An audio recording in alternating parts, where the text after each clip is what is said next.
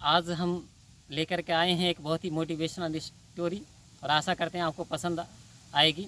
एक बार गोस्वामी तुलसीदास जी की पत्नी उन्हें बगैर बताए अपने मैके में चली गईं और जब तुलसीदास जी घर आए तो उन्होंने देखा कि उनकी पत्नी नहीं थी।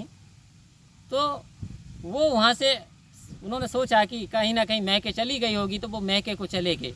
वो रात्रि में ही मैके को चले गए उनकी अपनी पत्नी के, और वो इस तरीके से मैके चले गए कि उन्हें साधन ना मिल पाया। तो कोई लट्ठा बह रहा था पानी में, उस लट्ठे पे चढ़ के ही वो वहाँ पे पहुँच गए। और कहते तो यहाँ तक है कि कोई मुर्दा जा रहा था तो अंधकार में उन्होंने लट्ठा समझ के उस मुर्दे पे बैठ करके वो वहाँ पे पहुँच गए थे। तो मित्रों, जब उनकी पत्नी ने जब वहाँ पे देखा कि दरवाजे के ताले लगे हुए थे मकान के वहाँ पे, अब इन्होंने पीछे कोई पेड़ के सहारे ये वहाँ पे चढ़े और ये वहाँ पे चढ़े। और जब जैसे अपनी पत्नी का इनका सामना हुआ तो पत्नी गुस्से में लाल ताल हो गई। बोले, महाराज ऐसी क्या विपत्ति पड़ गई जो आप रात्रि में ही यहाँ पे भागे चले आए? ये बात बताइए कि मेरे अगर पिता ने माँ ने देख लिया तो वो क्या कहेंगे आपके बारे में?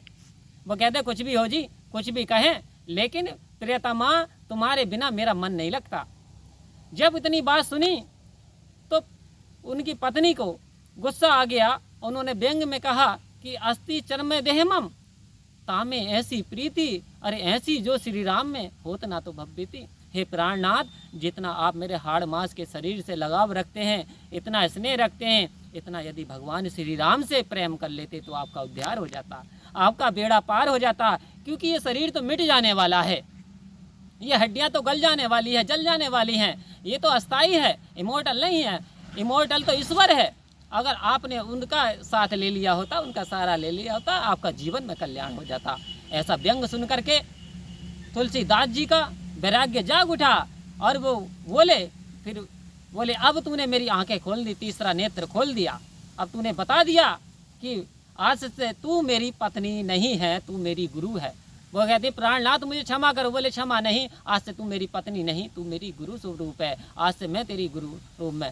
तो दोस्तों, कहीं से भी कुछ भी सीखा जा सकता है। An idea can change your life. एक विचार आपका जीवन बदल सकता है। एक विचार ने सम्राट अशोक का जीवन परिवर्तन कर दिया। उस युद्ध की घटना ने, जब कलिंग का युद्ध हुआ था और उसमें लाखों से ज़्यादा व्यक्ति मारे गए, उनके रक्त को देख करके उनके मन में परिवर्तन हो गया कि उन्होंने कहा कि खून नालियों में नहीं, नाड़ियों में बहना चाहिए, इंसान की नसों में बहना चाहिए।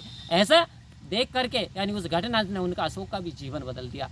तो दोस्तों, हम कहीं से भी कुछ भी सीख सकते हैं, अपने जीवन को बदल सकते हैं। बस हमें लेनी है, केवल एक सीख लेनी है। जय हिंद।